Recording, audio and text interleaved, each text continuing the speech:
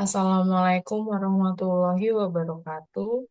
Kami dari kelompok 8 mata kuliah Arsitektur dan Organisasi Komputer akan mempresentasikan tugas kelompok kami berupa makalah berdasarkan dari buku Interaksi Manusia Komputer oleh Dr. Dwi Prasetyo Diplom Informatika Eskom MSI dengan anggota kelompok kami yaitu Abdurrahman Ramadan, Muhammad Edwin Nur Ishak, Riji Ilham Hadiputra, dan Riva Devi Perwitasari. Next.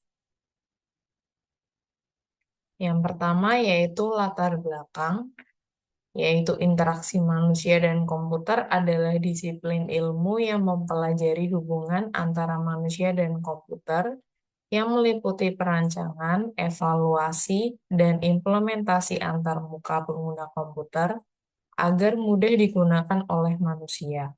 Interaksi manusia dan komputer meliputi ergonomi dan faktor manusia. Ergonomi yaitu memfokuskan pada karakteristik fisik mesin dan sistem, lalu melihat performa dari user.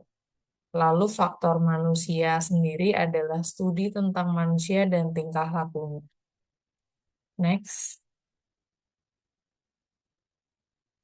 Selanjutnya adalah tujuan dari makalah ini, yaitu untuk mempermudah manusia dalam mengoperasikan komputer dan mendapatkan berbagai umpan balik yang diperlukan selama ia bekerja pada sebuah sistem komputer.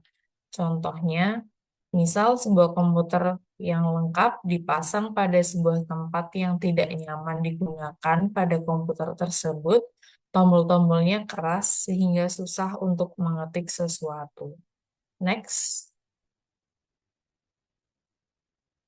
Selanjutnya adalah media antarmuka manusia dan komputer terdiri dari media tekstual dan media GUI atau Graphic User Interface.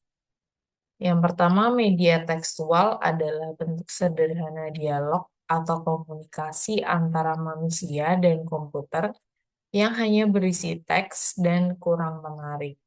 Contohnya adalah antarmuka manusia dan komputer berbentuk teks yang menggunakan bahasa pemrograman Pascal adalah Readline dan Writeline.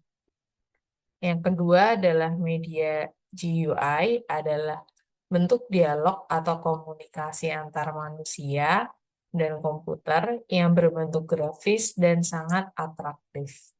Contohnya antarmuka manusia dan komputer yang berbentuk grafis menggunakan pemrograman visual. Contohnya Visual Basic, Visual Fox Pro, dan lain-lain. Next. Selanjutnya pengenalan interaksi manusia komputer. Yang pertama ada konsep interaksi, yaitu pemahaman ruang persoalan, konseptualisasi ruang desain, teori, model, dan framework. Yang kedua ada proses desain interaksi, yaitu pada topik proses desain interaksi kita akan mengeksplor bagaimana mendesain dan mengembangkan produk yang interaktif. Selanjutnya kita akan membahas isu praktis dalam proses desain interaksi seperti siapakah user yang akan menggunakan produk tersebut. Yang terakhir ada uji coba usability, yaitu cara melakukan uji coba usability dengan dasar-dasar desain yang eksperimental, metode yang digunakan dalam uji coba usability, peran studi lapangan dalam evaluasi.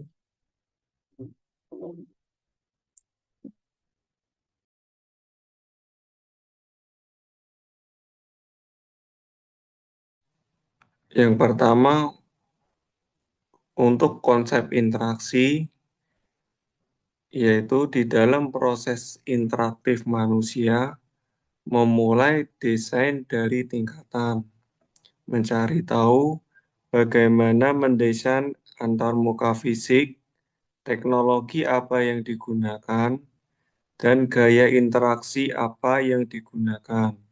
Misalnya, apakah akan menggunakan layar sentuh, suara, graphical user interface, dan antarmuka sensor.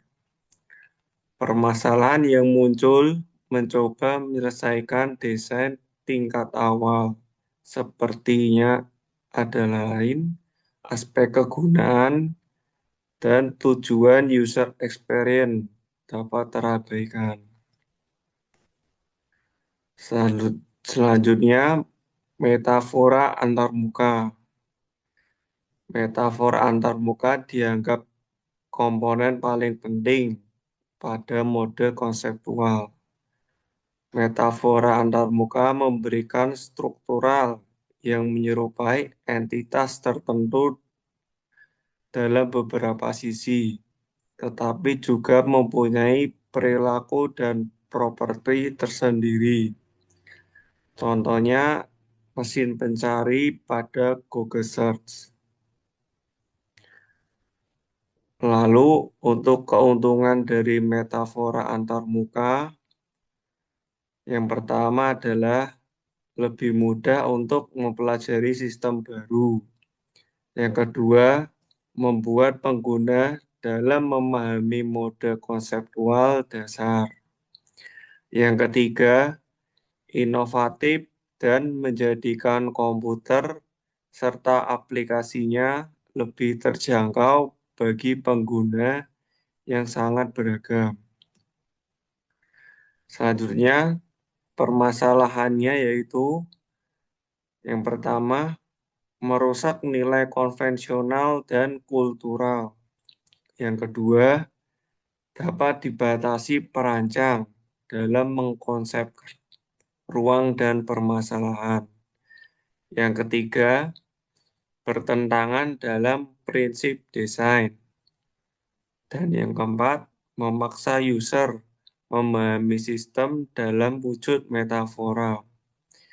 Selanjutnya yang kelima, perancang dapat tidak sengaja menggunakan desain yang buruk dan menggunakan komponen yang buruk pula.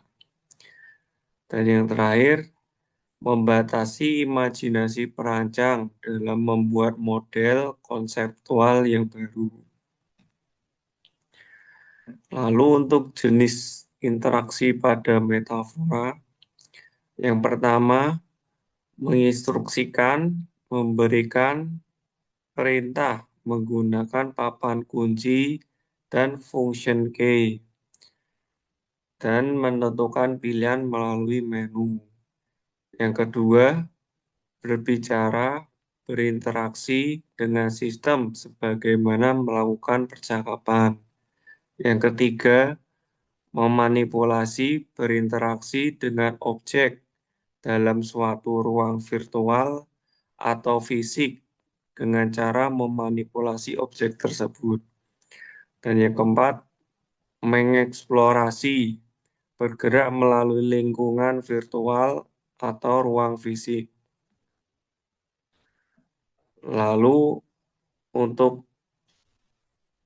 selanjutnya ada teori, yaitu penjelasan yang valid terhadap beberapa aspek dari suatu fenomena.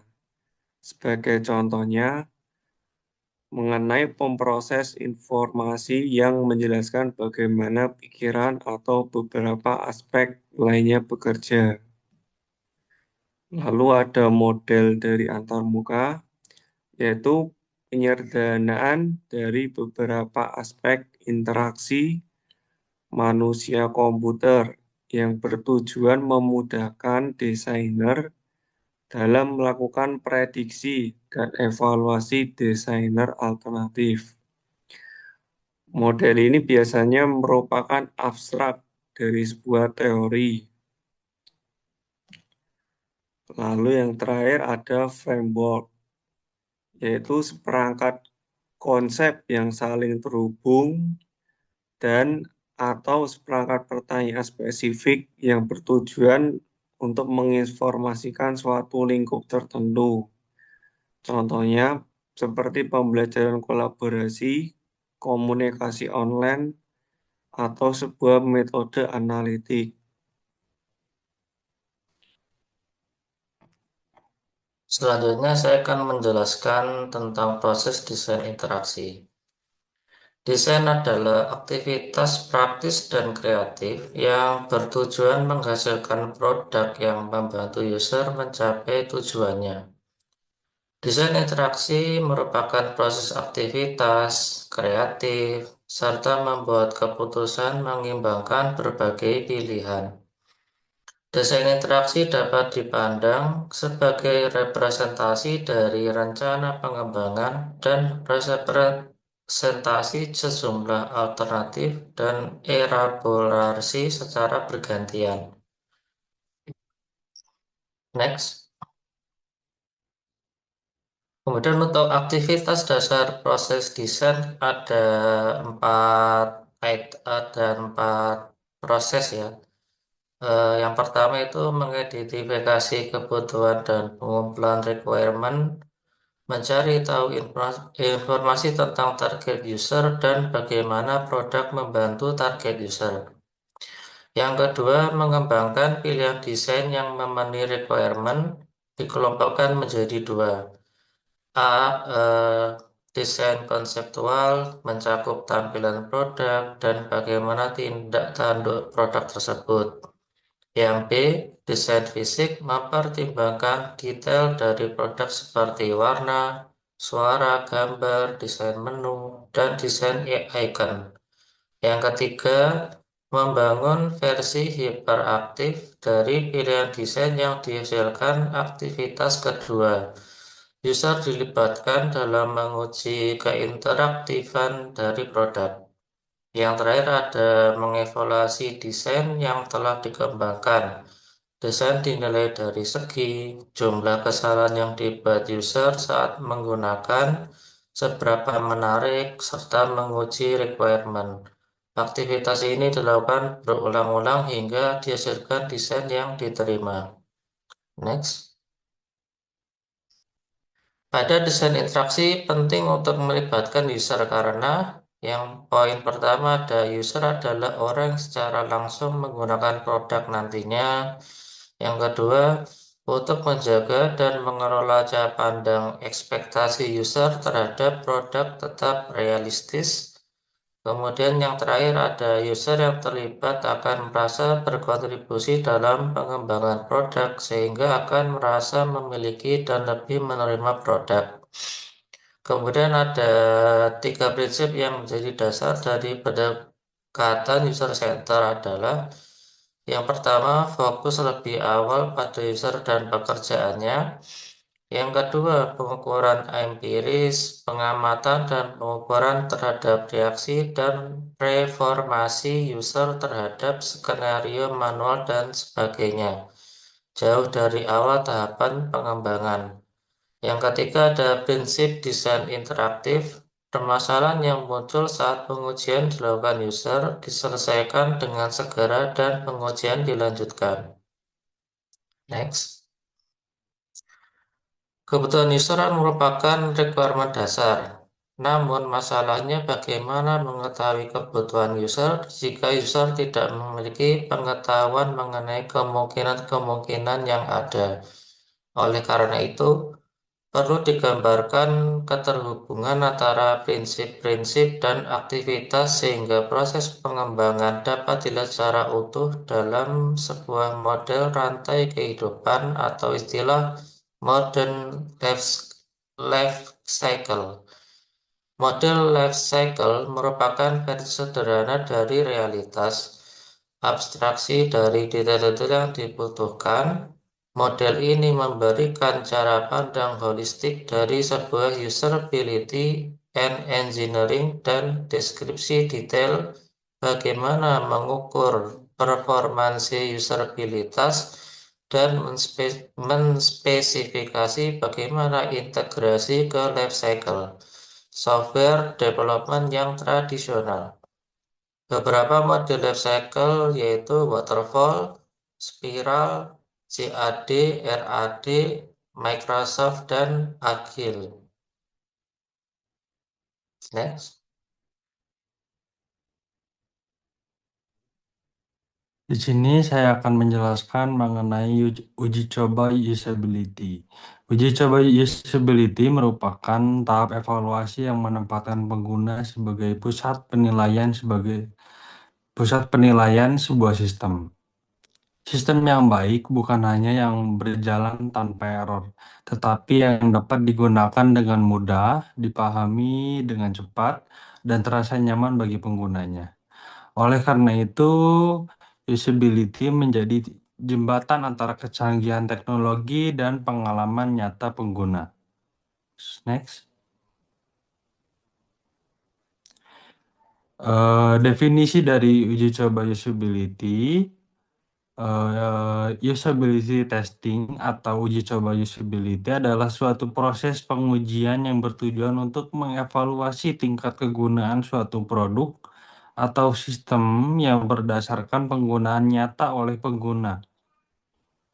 Proses ini dilakukan dengan meminta responden melakukan tugas-tugas tertentu pada sistem, kemudian mengamati dan mencatat bagaimana responden berinteraksi dengan sistem tersebut, termasuk kendala dan kemudahan yang dialami. Lalu, usability testing fokus pada pengalaman pengguna dalam konteks penggunaan nyata sehingga hasil yang diperoleh mencerminkan kondisi pengguna sesungguhnya. Next. Tujuannya ada 5, yakni 1 adalah mengetahui efektivitas sistem, yaitu kemampuan sistem membantu pengguna untuk menyelesaikan tugas yang diberikan dengan benar. Lalu yang kedua adalah mengukur efisiensi, yaitu seberapa cepat dan mudah responden dapat menyelesaikan tugas tanpa hambatan berarti. Dan yang ketiga, mendeteksi kesalahan atau hambatan yang dialami oleh pengguna seperti error, kebingungan menu, atau langkah yang tidak intuitif. Yang keempat adalah menilai kepuasan pengguna, yaitu sejauh mana pengguna merasa nyaman dan puas saat menggunakan sistem. Dan yang kelima adalah memberikan rekomendasi perbaikan, sehingga sistem dapat ditingkatkan pada iterasi berikutnya berdasarkan umpan balik pengguna secara objektif. Next. Lalu dasar teori dan metode pengujian. Uji coba usability ini dalam penelitian ini mengacu pada metode evaluasi kegunaan yang melibatkan pengguna nyata dalam pelaksanaannya. Metode ini merupakan penggabungan antara pendekatan empiris dan observasional untuk mendapatkan data yang akurat mengenai interaksi antara pengguna dan sistem. Secara umum, pelaksanaan uji coba ini meliputi 5 aspek, yaitu learnability atau kemudahan belajar, lalu efisiensi, dan effectiveness atau efektivitas, error atau kesalahan, dan satisfaction atau kepuasan. Next. Lalu teknik pengumpulan datanya yang dilakukan mungkin hanya 3, yaitu observasi langsung atau pengamatan mencatat setiap tindakan responden selama mengoperasi sistem, termasuk titik kebingungan atau kesalahan. Lalu kuesioner post-test. Setelah melakukan tugas, responden diminta untuk mengisi kuesioner untuk memberikan penilaian terhadap aspek usability. Lalu wawancara singkat yang dilakukan setelah uji coba untuk mendapatkan tanggapan dan masukan tambahan dari pengguna. Next. Nah, lalu analisa hasil dari uji coba usability ini dianalisa berdasarkan data yang terkumpul melalui observasi, kuesioner, dan wawancara. Analisis dilakukan untuk mengetahui aspek mana saja yang memerlukan perbaikan, serta aspek mana yang sudah memenuhi kebutuhan pengguna. Data numerik dari kuesioner diproses untuk mengetahui skor rata-rata setiap aspek usability. Sedangkan data observasi digunakan untuk menilai kecenderungan, kesalahan, dan hambatan dalam penggunaan sistem. Next.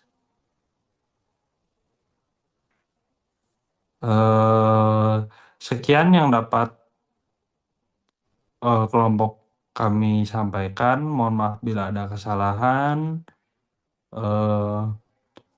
Assalamualaikum warahmatullahi wabarakatuh.